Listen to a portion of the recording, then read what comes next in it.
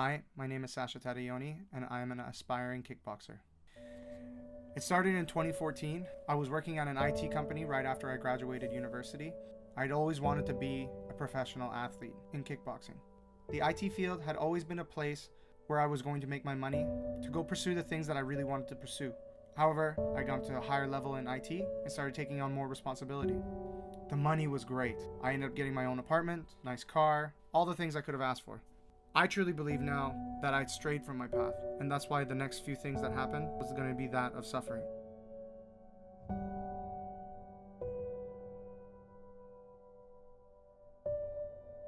While I was at work, I picked something up. Something popped, and I completely lost feeling in my left side. I tried to work it out. It kept getting worse. My work ethic started to really take shape. My company eventually gave me an ultimatum. Applied for employment insurance. 3 separate doctors. One of them even told me dead in the eye. He said, "There's lots of things and joys in this world that you can experience that doesn't involve sports." Why was I doing any of the things that I was doing in the first place? 4 months into the injury, I'd moved back with my parents, living in a basement suite, depressed. It was probably the worst time of my life, as I pretty much felt like I had nothing. I gained weight. I deeply hated myself. I pushed everyone away. I isolated myself, and I just felt like a failure. Around 2015, I decided that probably best if I just end everything. It was very dark at night, and I thought that would be the best time to really walk up there. I just kind of crutched my way across the bridge. I felt defeated, not working. I couldn't even do the sport that I love so much. I couldn't pursue anything. Finally reaching the ends there, I finally found the perfect spot and just looking across into that water and just sitting on the railings there. As much as a part of me that felt that this is the right thing to do, I wanted someone to desperately tell me that this wasn't it for me and that my story wouldn't end here.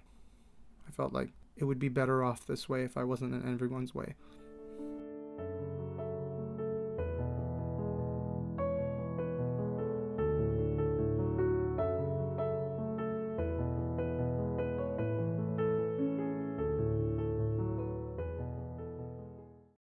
And then one day, actually, I went ahead and I reached out to Andrew, and he was actually doing some trainings that he was talking about uplifting and really changing your mindset. It was called the Power Within. Called me out right away. He's like, "You look like a man who's been defeated. You can make a difference. The things that you know can make an impact. You have to believe in it. The Sasha that has that warrior spirit is still in there. You have to go after it." And literally within that same time, there was a lot of sexual assaults, unfortunately, that was happening at UBC and SFU, and I decided I wanted to do something about it.